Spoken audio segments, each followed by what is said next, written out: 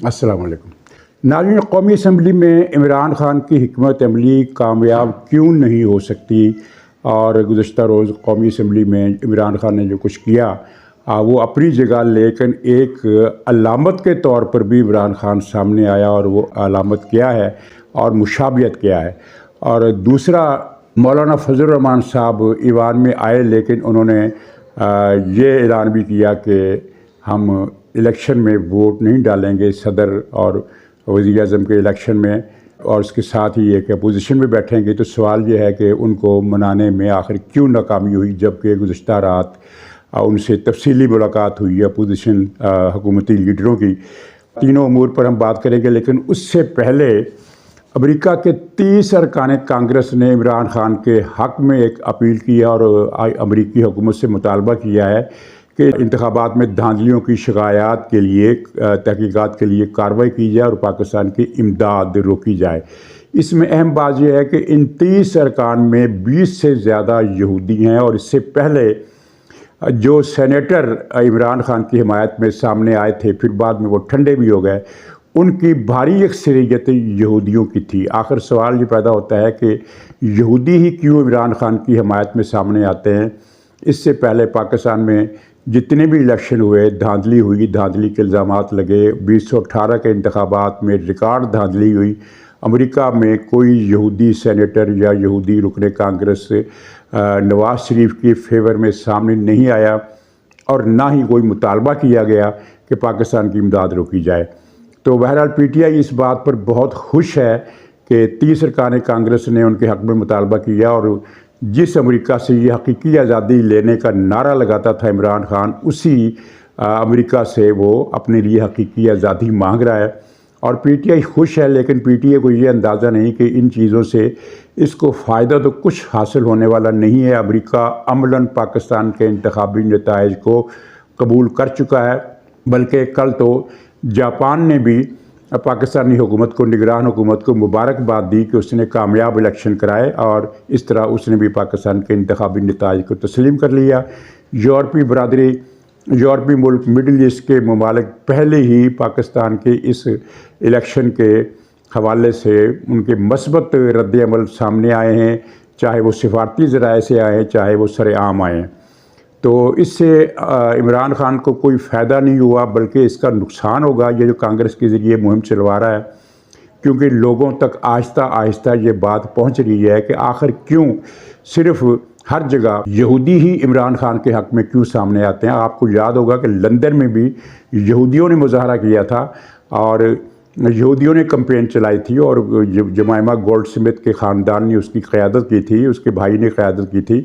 کہ عمران خان کے خلاف جب کریک ڈاؤن ہو رہا تھا، تو اس کریک ڈاؤن کے خلاف انتخابات سے، یہ کافی عرصہ پہلے کی بات ہے۔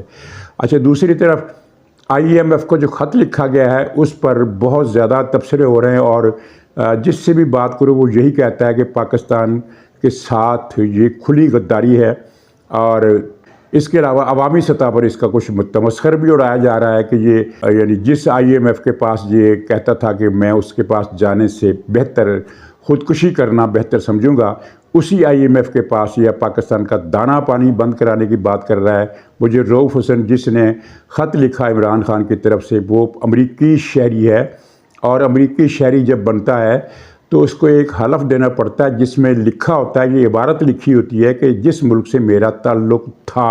اب سے پہلے، اب میں اس سے اپنی وفاداری مکمل طور پر ختم کرتا ہوں، اور اگر اس ملک کے خلاف امریکہ کو ہتھیار اٹھانا پڑ گئے تو میں اس ملک کے خلاف ہتھیار اٹھانے سے بھی گریز نہیں کروں گا۔ تو یہ رؤف حسن نے ایک حلف نامہ دے رکھا ہے کہ وہ اگر ضرورت پڑی تو پاکستان کے خلاف ہتھیار بھی استعمال کرے گا۔ تو اس رؤف حسن نے یہ خط لکھا ہے آئی ایم ایف کو عمران خان کی طرف سے، اور اس کو یہ گمان ہے کہ اس پر کیس نہیں بن سکتا، کیونکہ اس سے پہلے اسی کے ایک بھائی ریمنڈ ڈیوس پر کیس بنا تھا قتل کا، تو امریکہ اس کو چھڑا کر لے گیا تھا۔ تو یہ رؤف حسن کی غلط فہمی ہے، اگر کیس بنا تو اس مرتبہ امریکہ اس سے چھڑا کر نہیں لے جائے گا، کیونکہ ریمنڈ ڈیوس کو چھڑانے کے لیے امریکہ کو کسی جنرل پاشا کی ضرورت ہوتی ہے، اور اب جنرل پاشا پاکستان میں بننا میرا خیال ہے کہ بند ہو گئے ہیں، اور شاید یہ اس کو رؤف حسن کو اطلاع نہیں اس بات کی ہو سکی کافی کچھ بدل چکا ہے پاکستان کی ریاست میں، جس کا عمران خان کو اچھی طرح اندازہ نہیں ہے۔ اچھا، اس میں IMF کو جو خط لکھا گیا اس میں کہا گیا ہے، بلکہ فرمائش کی گئی ہے کہ 2 ہفتوں کے اندر اندر یا پتہ نہیں کتنے ہفتوں کے اندر اندر اس کی پاکستان کے 30% حلقوں کی اسکروٹنی کرائی جائے، یعنی وہ جو آڈٹ کرایا جائے۔ اچھا، IMF اس طرح کا ادارہ نہیں ہے، سب کو پتہ ہے، اس کو روف حسن کو بھی پتہ ہے، عمران خان کو بھی پتہ ہے۔ یہ مطالبہ صرف اس لیے کیا گیا ہے کہ اس خط میں ایک خبریت میں ایک زور پیدا ہو جائے۔ IMF نے دنیا کے کسی بھی ملک کے انتخابات کا آڈٹ نہیں کیا ہے، اور نہ ہی اس کے ادارے کے مقاصد میں یہ چیزیں شامل ہیں۔ لیکن فرض کریں، اگر یہ سوال پیدا ہوتا ہے کہ اگر فرض کریں IMF اس کا یہ مطالبہ مان لیتا ہے کہ ٹھیک ہے ہم آڈٹ کراتے ہیں، تو IMF کے پاس اس کام کے لیے افرادی قوت کہاں سے آئے گی؟ کیونکہ اس کے پاس جو لوگ ہیں وہ تو مالیاتی شعبے کے لوگ ہیں، وہ فوج تو ان کے پاس نہیں ہے۔ اس کام کے لیے تو آپ کو فوج چاہیے، کیونکہ جہاں جہاں سیکورٹی ہوگی وہاں حفظ و امن و امان کا مسئلہ بھی پیدا ہوگا، سیکورٹی کا مسئلہ بھی پیدا ہوگا۔ تو کیا عمران خان کو چاہیے کہ وہ ایک اور خط لکھے نیٹو سربراہ کے نام پر کہ جناب کوئی 2 لاکھ فوج نیٹو کی پاکستان بھیجیں، ہم نے حقیقی آزادی حاصل کرنے کے لیے آڈٹ کرانا ہے؟ اور اگر نیٹو نہ مانا، نیٹو کہاں مانے گا 2 لاکھ فوج پاکستان میں، وہ کیسے بھیجے گا؟ تو میرا خیال ہے کہ یہ نیٹو کو خط نہیں لکھے گا، یہ لکھے گا بھارت کو خط لکھے گا کہ وہ اپنی فوج بھیجے، کیونکہ بھارت کی فوج کے بغیر تو جس طرح کا یہ آڈٹ چاہتا ہے وہ نہیں ہوگا، کیونکہ اس کا تو مطالبہ یہ ہے کہ 29% سیٹوں کا اعلان کیا جائے، آڈٹ کیا جائے، اور اس میں PTI کو فاتح دکھایا جائے۔ اچھا، یہ ایک عجیب ستم ظریفی ہے جس کی ذمہ دار مسلم لیگ نون کی قیادت ہے کہ دھاندلی سب سے زیادہ عمران خان نے کی ہے، PTI نے کی ہے۔ وہ میں آگے چل کر اس کا ذکر کرتا ہوں۔ تو سب سے زیادہ دھاندلی PTI نے کی ہے، PTI کے ساتھ تو دھاندلی ہوئی نہیں ہے، دھاندلی مسلم لیگ نون کے ساتھ ہوئی ہے، پھر سندھ میں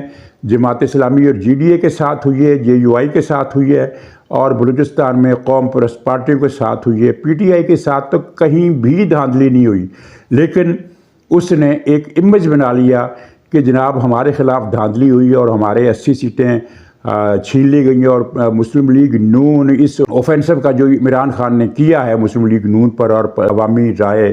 پر، اس کا جواب یہ دینے کے قابل نہیں ہے مسلم لیگ۔ اس کی خاموشی ہمیں یہ بتا رہی ہے کہ وہ اس معاملے میں کوئی دلچسپی نہیں رکھتی، حالانکہ ایک کاؤنٹر اوفینسو کیا جا سکتا ہے ان پر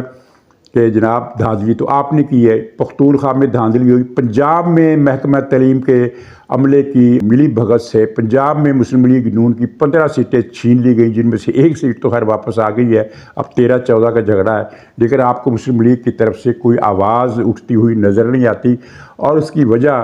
یہ بتائی جاتی ہے کہ شہباز شریف صاحب جو ہیں وہ صلح کل رہنا چاہتے ہیں، اور وہ کسی کو ناراض نہیں کرنا چاہتے۔ وہ مسلم لیگ نون کی ایسی کہ تیسی پھر جائے، وہ کسی کو ناراض نہیں کرنا چاہتے۔ اچھا، اب قومی اسمبلی میں PTI کی جو حکمت عملی ہے اس کی طرف آ جاتے ہیں۔ اس میں آپ نے دیکھا کہ انہوں نے ہلڑ مچانے کی کوشش کی، اور ہلڑ مچایا بھی کسی حد تک، لیکن وہ تماشا نہیں لگ سکا جس کی فرمائش عمران خان نے کی تھی۔ عمران خان نے فرمائش یہ کی تھی، بلکہ اس نے ڈانٹ پلائی تھی کہ پنجاب اسمبلی میں آپ نے کیا مریم نواز کی تقریر سے پہلے آپ نے اجلاس کا واک آؤٹ کر دیا، اور مریم نواز صاحبہ نے پوری محنت اپنی پورے سکون اور اطمینان سے اپنا خطاب کیا، جس کی وجہ سے مریم کا امیج بھی بن گیا، اور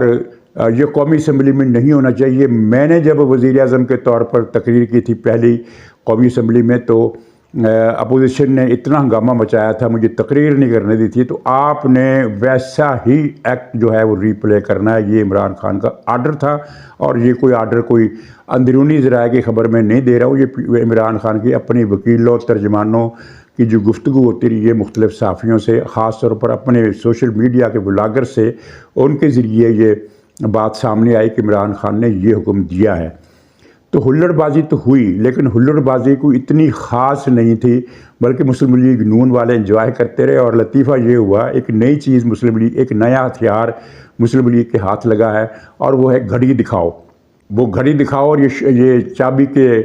کھلونوں کی طرح چیخنا شروع کر دیتے ہیں، ڈھول بجانا شروع کر دیتے ہیں، ہلڑ بازی شروع کر دیتے ہیں، لیکن اس کے باوجود ہلڑ بازی کی وہ سطح نہیں ہو سکی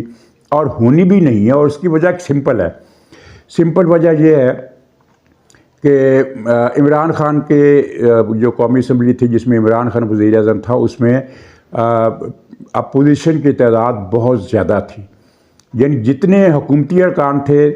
15-16 کی کمی کے ساتھ اپوزیشن کے لوگ بھی تھے، یعنی اگر وہ 160-65 تھے تو 140-50 یہ بھی تھے، 140-45 یہ بھی تھے۔ میرا یعنی جو رف سا کم اندازہ، آپ کے علم میں ہے کہ 15-20 سیٹوں کا فرق تھا، زیادہ فرق نہیں تھا۔ تو اس وقت یعنی اپوزیشن جو تھی وہ طاقتور تھی، ان کی گنتی خاصی تھی، اس لیے انہوں نے عمران خان کا ناطقہ بند بھی کیا رکھا قومی اسمبلی میں۔ اب جو پوزیشن ہے کہ 300 کا اگر ایوان ہے تو اس میں 200 سے زیادہ تو حکومتی ارکان ہیں، اور عمران خان کے ساتھ جو لوگ ہیں وہ 80 یا 81 ہے، 80 یا 81 لوگ اس کے ساتھ ہیں، اور دوسری طرف 200 ہے۔ اور اس میں جو JUI ہے وہ اپوزیشن میں تو بیٹھے گی، لیکن وہ عمران خان کی اپوزیشن میں نہیں بیٹھے گی، وہ اپنے طور پر اپوزیشن ہوگی، اور وہ اس ہلڑ بازی میں عمران خان کا ساتھ نہیں دے گی، چاہے ان کی ناراضگی اس حکومت سے بڑھ بھی جائے، اور وہ اس طرح کے ہلڑ بازی کر بھی نہیں سکتے۔ تو اس لیے جو حکومتی ممبر جو ہیں وہ انہوں نے عمران خان کی پارٹی کو خاصے نمبروں سے پیچھے چھوڑا ہوا ہے، تو اس طرح کے ہلڑ بازی کر نہیں سکتے۔ یہ کیا کریں گے؟ یہ گالیاں دیں گے، بدتمیزی کریں گے، اور فزیکل اٹیک کرنے کی کوشش کریں گے، جس طرح کل کے اجلاس میں انہوں نے نواز شریف کی طرف ایک بوتل پھینک ماری، اور پھر ایک ماسک بھی پھینک مارا جو لگا نہیں، نہ بوتل لگی نہ ماسک لگا، لیکن ایسے ان کی سوچ واضح ہو گئی کہ یہ کس حد تک گر سکتے ہیں۔ اس سے پہلے عمران خان کی اسمبلی میں اپوزیشن کی تعداد بہت زیادہ تھی، لیکن انہوں نے کبھی گالی نہیں دی، اور کبھی جوتا نہیں مارا، کبھی جوتا نہیں لہرایا، کوئی بوتل نہیں ماری، ایسا کچھ نہیں کیا۔ اب یہاں اس اسمبلی میں بڑا ہی تھرڈ ریٹ گنڈا ہے جمشید دستی، اس نے جوتا دکھایا، تو لیکن جناب وہ جوتے کا مقابلہ پھر گھڑی سے کیا گیا، حکومتی ارکان نے گھڑی لہرائی۔ تو اب اس کی گھڑی دیکھ کر ان کی جو ہے وہ ہے نا دانتوں کو کچکچانے کی عادت جو ہے، جو ایک مجبوری ہوتی ہے، وہ دیکھنے کے قابل تھی، جس طرح یہ دانت کچکچا کر رہ جاتے ہیں۔ اور پختونخوا اسمبلی میں آپ نے دیکھا حکومتی ارکان نے اخلاق باختگی کا مظاہرہ کیا دوسرے دن بھی، کہ وہ خاتون جب داخل ہوئی تو ایک اکیلی خاتون کو، وہاں اپوزیشن کے بندے پہنچے نہیں ہیں پختونخوا اسمبلی میں، ساری کی ساری اسمبلی ان کی ہے PTI کی، اور جس طرح وہ جیتے ہیں وہ پتہ چل رہا ہے لوگوں کو۔ تو اس خاتون کو دیکھ کر یہ جتنے بھی 80-90 ارکان تھے، انہوں نے شور شرابہ اور گالیوں کا بازار گرم کر دیا۔ یہ ہے ان کی PTI والوں کی مردانگی، کہ ایک خاتون کے مقابلے میں 90 ارکان جو تھے وہ یعنی انہوں نے اپنے اندر کی ساری غلاظت باہر اڈھیل دی۔ اور عمران خان نے اس مرتبہ پورے ملک میں بھی اور خاص طور پر پختونخوا اسمبلی میں بھی ان لوگوں کو ٹکٹ دیے جن کے بارے میں اسے تسلی ہو گئی کہ اخلاقیات سے، مردانگی سے، انسانیت سے ان کا دور دور تک کوئی واسطہ نہیں ہے۔ باقی PTI بھی ایسی ہے، لیکن پختونخوا میں عمران خان نے کمال کیا، جس کی وجہ سے اب سوشل میڈیا پر جو کچھ تبصرے ہو رہے ہیں وہ ناجائز تبصرے بھی ہو رہے ہیں۔ مثلا ان تبصروں میں پختون قوم کو برا بھلا کہا جا رہا ہے، تو بھائی یہ پختون قوم نہیں ہے، یہ عمران خان نے اپنے ہی جیسے لوگوں کو ٹکٹ دیے ہیں، گندی زبان والے، گندی ذہنیت والے، نامرد قسم کی ایک فوج کھڑی کی ہے پختونخوا میں انہوں نے۔ تو اس کو آپ پشتونوں کا تانا مت دیجیے کہ پشتون ایسے ہوتے ہیں، پشتون ایسے نہیں ہوتے۔ پشتونوں میں ویسا ہی تناسب ہے، اچھے برے افراد کا تناسب ہر قوم میں کم و بیش یکساں ہوتا ہے، پنجابی ہو، سندھی ہو، پٹھان ہو، بلوچ ہو، ہر قوم میں جس طرح اچھے لوگ بھی ہوتے ہیں، کرمنل بھی ہوتے ہیں، چور ڈکیت بھی ہوتے ہیں، سخی اور لوگوں کی مدد کرنے والے بھی ہوتے ہیں، مرد بھی ہوتے ہیں، نامرد بھی ہوتے ہیں۔ تو ہر چیز کا جو ایک تناسب ہے، ہر طبقے کا جو تناسب ہے وہ ہر قوم میں ملتا جلتا ہی ہوتا ہے۔ کوئی زیادہ فرق صرف اس صورت میں ہوتا ہے جب کسی قوم کی تربیت اعلیٰ پیمانے پر کی جائے، جس طرح کے وہ یورپی ملک جو ہیں انہوں نے اپنی اخلاقی تربیت، انہوں نے اخلاقی ضابطے بنائے ہیں۔ وہ علامہ اقبال نے کہا تھا نا کہ جو تمہاری تہذیب اپنے خنجر سے آپ ہی خودکشی کرے گی، جو شاخ نازک پہ آشیانہ بنے گا وہ ناپائیدار ہوگا۔ تو غالباً انہوں نے مغربی تہذیب کے ان پہلوؤں کو نہیں دیکھا جو اعلیٰ اخلاقیات پر استوار ہیں۔ چنانچہ ہم دیکھ رہے ہیں کہ مغربی تہذیب اب پہلے سے زیادہ مضبوط ہے، اس کی وجہ اس کی مضبوط اخلاقی بنیادیں ہیں۔ جرائم وہاں بھی ہوتے ہیں، نسلی تعصب کے ماجرے بھی وہاں ہوتے ہیں، دوسری قوموں کے ساتھ ظلم بھی وہ کرتے ہیں، لیکن اپنی قوم کے اندر ان کے جو اخلاقی معیار ہیں وہ بہت اعلیٰ ہیں، اور اسی وجہ سے ان ملکوں میں ترقی بھی ہے، خوشحالی بھی ہے، سکون بھی ہے، بہت ساری چیزیں ہم سے بہتر ہیں۔ باقی ہم اپنے دل کو خوش کرنے کے لیے یہ کہتے رہیں کہ مغربی معاشرہ زوال پذیر ہے، تباہ ہو گیا، برباد ہو گیا ہے۔ ایسا نہیں ہے۔ جو چیز سامنے نظر آ رہی ہے ہمیں کہ انہوں نے ہر چیز میں اگر ترقی کی ہے تو اس کا مطلب یہ نہیں ہے کہ اللہ تعالیٰ نے ان کو سپیریئر بنایا، ان کو بڑا دماغ دیا ہے، بلکہ اس کی وجہ یہ ہے کہ ہم کمزور ملکوں نے اپنی قوموں کی تربیت اس طرح سے کی ہے کہ جہاں سے عمران خان جیسی چیزیں لیڈر بن کے سامنے آ جاتی ہیں۔ ناظرین، اس اجلاس کی جو علامتی اہمیت تھی، اس میں انہوں نے ماسک پہن کر ایک مظاہرہ کیا۔ کم سے کم 5 یا 6 ارکان نے عمران خان کے ماسک بنائے ہوئے تھے۔ اب ان ماسک کا بڑا وہ توا لگ رہا ہے کہ یہ تو جوکر لگتا ہے عمران خان، کیونکہ یہ جس بندے سے ماسک بنوائے ہیں وہ یا تو اناڑی تھا یا پھر وہ عمران خان کا مخالف تھا، کیونکہ اس ماسک میں جوکر ہونے کا پہلو تو ہے، لیکن اگر آپ کبھی ابلیس کے مختلف چہرے دیکھیں، جو بے شمار شکلوں کے ابلیس کے چہرے آپ کو لیجرز میں ملیں گے، سب سے مشہور چہرہ تو وہ ہے جس میں ابلیس ایک بکرے کی صورت میں نظر آتا ہے، یعنی ایک جسم اس کا انسان کا ہے اور سر اس کا بکرے کا ہے۔ کسی میں وہ لوسیفر کو اگر آپ ٹائپ کر کے دیکھیں گوگل میں تو طرح طرح کی بے شمار شکلیں نظر آئیں گی، تو ان میں سے ایک شکل آپ کو عمران خان کے اس ماسک سے ملتی جلتی بھی نظر آئے گی، گویا کہ ابلیس جو ہے یا لوسیفر جو ہے یا جو ڈیول جس کو ڈیول بھی کہتے ہیں، تو یہ ڈیول کی مشابہت والا ماسک تھا۔ آپ کسی ایسے آدمی کو جو یورپ اور امریکہ میں رہتا ہے اور جس نے عمران خان کی تصویر نہ دیکھی ہو، اس کے سامنے یہ ماسک لے جائیں تو وہ بول اٹھے گا کہ بھئی یہ تو ڈیول ہے، یہ ڈیول کا ماسک ہے۔ اور اس بارے میں ڈیول کے ایشو پر فلمیں بھی بن چکی ہیں، اور ان فلموں میں جو لوگ ڈیول کا کردار ادا کرتے ہیں وہ اسی طرح کے ماسک پہن کر آتے ہیں۔ لیکن بات اس سے آگے کی ہے، بات اس سے آگے ہے کہ نقاب پوش ورکروں کو تیار کرنے کا جو آغاز کیا تھا عالم اسلام میں، اس کا نام تھا حسن بن صبا۔ یہ 300-350 سال پہلے کی بات ہے، 1100 ہجری کے زمانے میں حسن بن صبا ایران کے شہر، بلکہ ایک قلعے، ایک پہاڑی ہے الموت، اور الموت اصل میں الموت نہیں ہے، یہ علموت لام پر زبر ہے الموت، جس کا مطلب ہوتا ہے کہ گھونسلہ، آشیانہ، عقاب کا، عقابوں کا۔ تو شیخ حسن بن صبا یہ ایک نظاری لیڈر تھا مصر کا، دجال قسم کا، تو یہ اس کی خلافت قائم کرنے کے لیے اس نے جدوجہد کی، اور وہ تو مر گیا نظار جو تھا، تو یہ خود نظار بن بیٹھا اور اس نے پھر وہاں ایک جنت بنائی، اور اس اپنی تحریک کو پھیلانے کے لیے اس نے جنت اس طرح بنائی کہ بہت زیادہ پیسہ خرچ کیا، اس نے مصر سے بھی بہت زیادہ مال لوٹا اور وہاں پھر بے پناہ دولت جمع کی، جس طرح عمران خان کی دولت کا آپ اندازہ نہیں کر سکتے۔ میرے خیال میں پاکستان کی حکومت کے پاس اتنا پیسہ نہیں ہوگا جتنا عمران خان کے پاس اس نے اکٹھا کیا ہے ہر طرح کے ذرائع سے۔ تو اس نے بے پناہ پیسہ اکٹھا کیا، اور اس میں اس دور کے جو مہنگے ترین وہ پتھر تھے، زمرد تھا، نیلم تھا، یاقوت تھا، لال، اس طرح کے جتنے بھی پتھر، اور پھر وہ جو دوسری آرائشی معدنیات ہوتی ہیں ان کی مدد سے اس نے وہاں ایک مصنوعی جنت بنائی، جس کا ماحول ایسا لوگوں کو مسمرائز کرتا تھا کہ لوگ اس کو حقیقت مان لیتے تھے، لیکن عوام اس میں نہیں جاتے تھے۔ یہ کسی نوجوان کو اغوا کر کے لاتے، تبلیغ کر کے لاتے، اور اسے کہتے کہ ہم تمہیں جنت میں لے کر جائیں گے، اور اس کو حشیش پلاتے، اور پھر جب وہ بے ہوش ہو جاتا تو اس کو جنت میں لے آتے، اور جہاں دنیا جہان کی خوبصورت ترین لڑکیاں انہوں نے رکھی ہوئی تھی، لباس ان کے دیکھنے والے تھے، اور باغات یعنی زمرد اور نیلم کے بنے ہوئے باغات، اور قدرتی پھل بھی اور قدرتی باغ بھی، تو ایسا ماحول اس نے کریٹ کیا کہ جب ایک نشے میں آدمی جب اٹھتا تھا اور خود کو جنت میں پاتا تھا اور سامنے حوریں ہوتی تھی، تو وہ واقعتاً ایک مسمرزم کی جو آخری سٹیج ہے نا اس پر طاری ہو جاتی تھی، اور وہ ٹوٹلی مکمل طور پر ہپناٹائز ہو جاتا تھا اور اس جنت کو سچ سمجھتا تھا۔ پھر دوبارہ اس کو حشیش پلا دی جاتی تھی اور اسی بے ہوشی میں اس کو جنت سے باہر چھوڑ دیا جاتا تھا، اور وہ یقین کرتا تھا کہ مجھے اللہ تعالیٰ نے کوئی فرشتہ بھیج کر جنت کی سیر کرائی ہے، اور جنت کی اس سیر کے دوران بڑی مقدس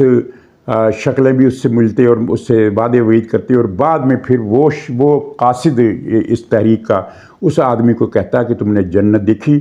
یہ جنت تمہاری ہے، اگر تم فلاں اور فلاں کو قتل کر دو، تو چنانچہ وہ پھر بے باک اور نڈر ہو کر اسے موت کی پرواہ نہیں رہتی تھی،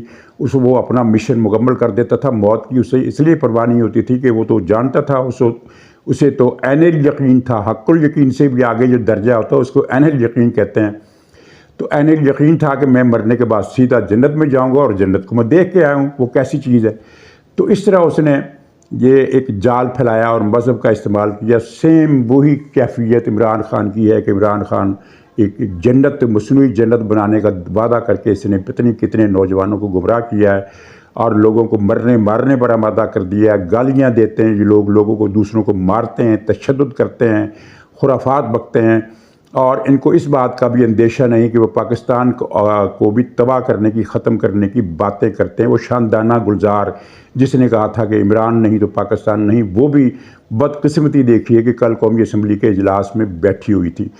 تو یہ عمران خان اس دور کا حسن بن صبا ہے، اور ماسک پہن کر اس نے اس موازنے کی تکمیل کر دی ہے۔ اچھا، اب حسن بن صبا کا انجام کیا ہوا؟ جب تک زندہ رہا اس کی تحریک ختم نہیں ہوئی، لیکن تحریک اس کی زندگی کے آخری برسوں میں جب وہ 60-65 سال سے اوپر کا ہوا تو مدھم پڑ گئی تھی، کمزور پڑ گئی تھی، ختم نہیں ہوئی تھی، کمزور پڑ گئی تھی۔ لیکن پھر جب وہ مرا تو اس کا ایک بیٹا تھا، وہ کیا اس کا نام تھا، کاف، یہ وہ جو کیا ہے اس طرح کے ہم چیزیں کیا، تو کیا نام کا اس کا بیٹا تھا، وہ خلیفہ بنا اس کا نیا حسن بن صبا۔ اور پھر جب وہ ہلاکو خان کی فوج آئی، انہوں نے ان کے سارے لوگ مار دیے اور قلعہ بھی تباہ کر دیا، وہاں جنت ونت سب اکھاڑ کر پھینک دی، اور اس طرح پھر یہ اس تحریک کا خاتمہ ہوا۔ لیکن اس کے جو باقیات تھی حسن بن صبا کی، نظاری تحریک کی، باطنی تحریک کی، وہ شام میں موجود ہیں۔ شام کی مجموعی آبادی میں ان کا تناسب 10% ہے، اور آج کل شام پر ان کا مکمل قبضہ ہے۔ اور یہی باطنی ہے جو اب ایران میں اسلامی انقلاب کے نام پر مسلط ہو گئے۔ ایران کے عوام کی اکثریت شیعہ ہے، باطنی وہاں بہت کم ہے، لیکن ایران پر بھی باطنیوں کا قبضہ ہے جو خود کو باطنی ظاہر نہیں کرتے بلکہ شیعہ ظاہر کرتے ہیں۔ جس طرح لبنان کی حزب اللہ خود کو شیعہ ظاہر کرتی ہے، وہ شیعہ نہیں ہے، شیعوں کو دھوکہ ہے کہ وہ شیعہ ہے، یہ باطنی ہے، اور انہوں نے اپنی جنت دوزخ بنائی ہوئی ہے۔ اور اس طرح تو عمران خان کا انجام بھی آپ نے دیکھ لیا، دیکھنا شروع ہو گیا ہے، نظر آنا شروع ہو گیا ہے، انجام ایک تک تو پہنچ چکا ہے کہ یہ تحریک، عمران خان کی تحریک، اپنی تمام خباستوں کے باوجود،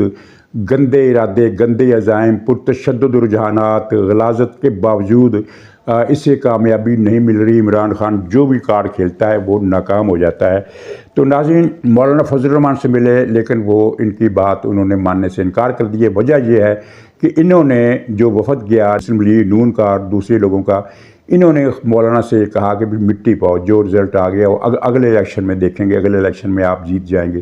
جو ہو گیا سو مٹی پاؤ۔ اب اس مٹی پانے کی تلقین کے پیچھے کون سی طاقتیں ہیں؟ پختونخوا میں جتنی دھاندلی ہوئی ہے اس کا تصور نہیں کیا جا سکتا۔ ہر سیٹ پر دھاندلی ہوئی ہے، چاہے وہاں پی ٹی آئی جیتی ہے، چاہے وہاں پی ٹی آئی ہاری ہے۔ جہاں جیتی ہے وہاں بھی دھاندلی ہوئی، اور ہزاروں ووٹ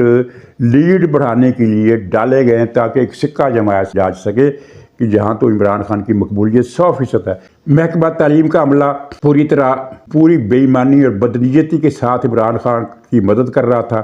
ٹھپے بیلٹ پیپر کی وہ کیا ہوتی ہے، پوری دفتری ہوتی ہے، اور پورا رجسٹر یا کاپی کہہ لیں جس کو، تو وہ پوری کی پوری اٹھا کر انہوں نے ایک عورت وہاں مثلاً بیٹھی ہوئی ہے اور وہ ٹھپے لگائی جا رہی ہے، اور پھر وہ سارے بیلٹ پیپر جو ہے وہ الگ الگ کر کے ڈبے میں ڈالتے گئے۔ اس طرح کے معاملات ہوئے ہیں۔ تو مولانا فضل الرحمان کی بہت زیادہ سیٹیں انہوں نے پی ٹی آئی نے ہتھیائی ہیں۔ مسلم لیگ کی تو صرف 2 سیٹیں انہوں نے چھینی ہیں، ایک ہزارے والی اور ایک دوسری ہے، لیکن مولانا فضل الرحمان کی سیٹیں انہوں نے بہت زیادہ چھینی ہیں۔ تو وہ جناب کیسے مٹی پاؤ پر آمادہ ہو سکتے ہیں؟ چنانچہ وہ ناراض ہیں، اور وہ وقت آنے پر اس حکومت کے لیے کوئی مسئلہ پیدا کر سکتے ہیں۔ ان کے پاس اتنی اسٹرینتھ ہے، اور ان لوگوں کو کچھ خیال کرنا چاہیے تھا جب یہ جا کر مولانا سے ملے اور ان سے کہا کہ مٹی پاؤ۔ تو ناظرین، جاپان کی طرف سے بھی پاکستان کو مبارک آ گئی، اس کا میں نے ذکر کر دیا، اب اس موضوع پر مزید بات نہیں کروں گا۔ آپ دیکھ لیں گے آنے والے دنوں میں کہ یہ ان کا پھیلایا ہوا گرد و غبار یہ نیچے بیٹھتا جائے گا، نیچے بیٹھنا شروع ہو گیا ہے۔ تو ناظرین اجازت دیجیے، انشاءاللہ اگلے بلاگ میں پھر ملاقات ہوگی، تب تک کے لیے خدا حافظ۔